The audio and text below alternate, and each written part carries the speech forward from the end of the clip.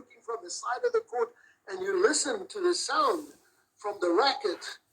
It was also very, very clean, always very clean, the strike. So she had some really unique talent. That's a great explanation. Okay, the collaboration with the Germans ended because your father passed away. You should go to South Africa to handle things with the family business. All right. Yes. And then you started to work for the Chinese Taipei Tennis Association. You went to work with Chinese. You did that. You did that very good, very well, because you had one student, one player. His name is Jason Tseng. He won the juniors of Roland Garros 2 years ago. Yeah. Is that right? Correct. 2 years ago.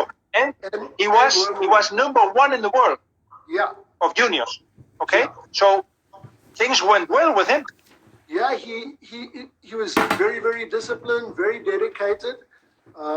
Also Chinese culture or Taiwanese culture, hardworking, disciplined kids, put in the extra effort, very fit. He worked hard on his physiology, his upper body strength, his leg strength was very, very strong. He's not the tallest guy, maybe around 187, 188, 178, 179.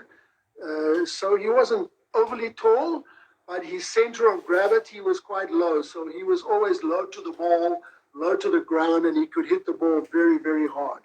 But actually... Do you think... Sorry. Yeah, I think he's going to... he's playing some challenges now. I'm not quite sure what his ATP ranking is right now at the moment. Probably around about just inside the 200, 180 or something like that. But I think in men's tennis, he's going to struggle a little bit to break into top 50 or top 30 or... Because of his length? The length, his height, he's too short.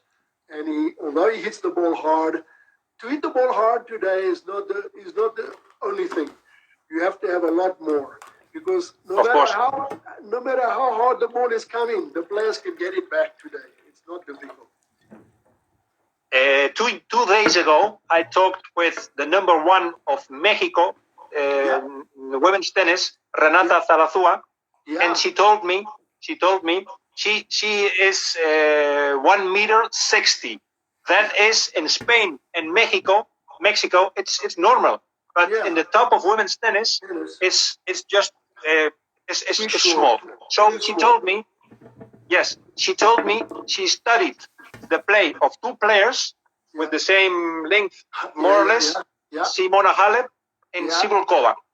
She learned a lot of things about that to use possible advantages of the length, you know. Exactly. So, for example, she moves much better. What is the bad thing, to say it this way, about not being so tall in tennis? Well, the good thing about being not as small in tennis is you can move more quickly. If you like her and Halep and Cibulkova, they can get around the court very quickly. But they don't have the length. They don't have the length. They don't have the reach. So the ball, they have to make extra 3 or 4 steps to be in position to get to the ball on the ground strokes. If she's normally they move faster. No? They move faster. They move faster. They have to compensate that. They have to compensate, and they have to make sure that they get the ball deep. They keep the ball deep, and keep their opponent, the taller girl. They have to keep them outside the baseline, and then make a drop shot. Make them work hard.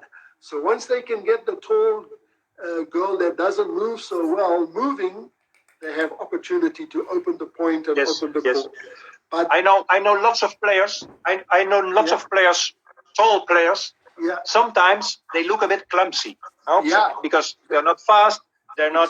They don't handle quick. Correct. Exactly.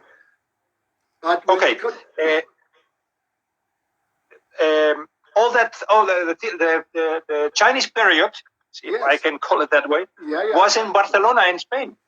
No, it was in Taipei. So It was in Taipei. I was in Taipei. I was based there. I understand that. Really, Okay. it was really very, very hot, like 35 degrees with a humidity, 80-90% humidity. But we worked really hard, very hard. It was a good experience and wonderful people. Of all these great experiences you had, you've been working with Dennis van der Meer. You had your own fantastic academy in South Africa. Then you worked with Wayne Ferreira. You worked in Germany with the girls. Then in China. What was your favorite period? No question, working with the girls in Germany. That was just a unique, fortunate privilege and an honor to be working for a federation, for a country's federation. That is a unique honor for anybody. And to have success there, the success we had. And in that period of time, you know, Steffi was emerging as a great, great player. And we had Boris at 17. He was a good player. There's a guy you will know called Eric Yellen. You might know the name Eric Yellen. He was a really good player. Yes, of course. There's a young guy called Patrick Koonen. He was a really good young junior player, men's player. So Germany in that period tennis was just a boom. It was just booming everywhere, you know. So it was a fantastic period in my life. Okay. Very, very lucky. Nowadays, Craig, you help junior players online, worldwide. Yeah, worldwide. That's the only thing, really, because you don't have a player you work with on court. Do you have the ambition to keep on working with some talented player on ATP, WTA? I'm so pleased that you asked that question, Bart, because it is my ambition to get back on the tour, specifically the WTA tour in the near future, or as soon as it's viable and feasible. Lockdown right now, nobody's playing, but when it opens up again, it would be a privilege for me to work with somebody who wants to really get from 100 in the world or 150 in the world and work their way up to top 32. I have a very good methodology to do that, how to get from that ranking and get your ranking up into top 32. Once you're in top 32 is a different scenario, as you know. You're in the main draw every weekend. The financial strain and stress is off you. You're getting paid a good wage every week. So the objective for most professional tennis players must be top 32. You must be in the top 32. Yes. So I would like to do that. As you said, currently I'm working with one or two young girls in South Africa on the court. And I did some work in Barcelona with some young girls on the court. But most of my tennis work at the moment is, and I was fortunate enough to get the opportunity from you. So I'm very, very grateful to meet you online and for you to give me this wonderful opportunity to market myself and for you to market me. I'm very, very, very truly honored and grateful to have this opportunity. Thank you. But thank you.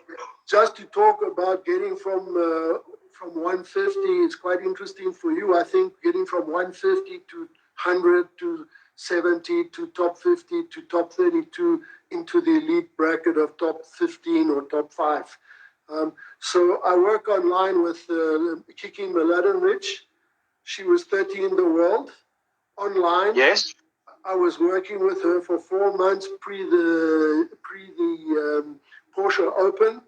And she jumped from 30 in the world to number 13 or 14 in the world. Ah, that's great. That's great. So I had a very good success with her. I helped Roberta Vinci from Italy. Italiana. She won the St. Petersburg Open, working with her online.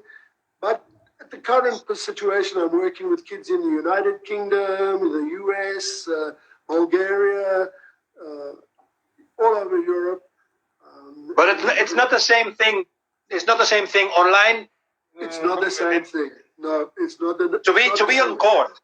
to be on court is the passion. It's where you want to be. It's the passion, of course. Exactly. Yeah, well, like you. Okay, Greg.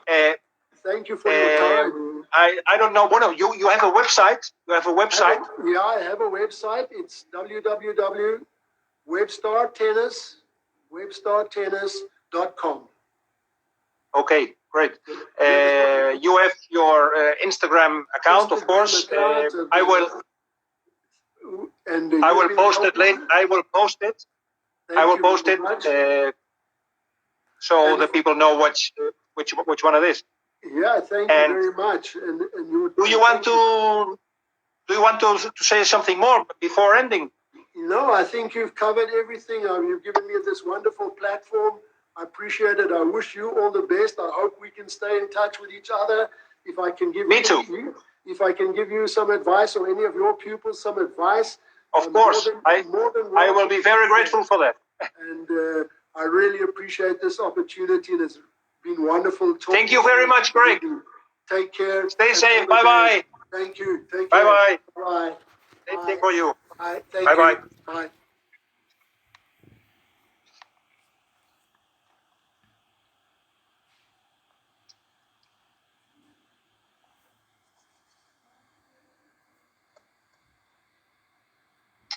So, guys, that was Greg Webstar, an absolute top coach. He achieved lots of things with his players, and now he wants another player to go with him on tour, especially if it's a girl. He likes that more because his experiences have been especially with tennis girls. Thank you very much for being there. Please subscribe on my website, yotenista.com. You will receive a gift by email, and you will be enjoying the website with lots of tennis news. Thanks again. Hope we meet soon right here. Bye-bye.